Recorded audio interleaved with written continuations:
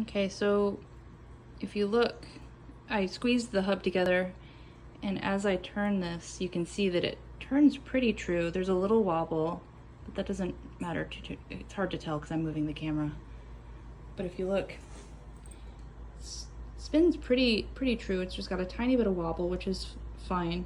It just needs to be able to hold the drive band in the groove, so it's not the end of the world. But if you look, I just turned it a few times and it's already starting to separate. So obviously I have to do something. But if I can keep it so that it's, oh, now it's loose.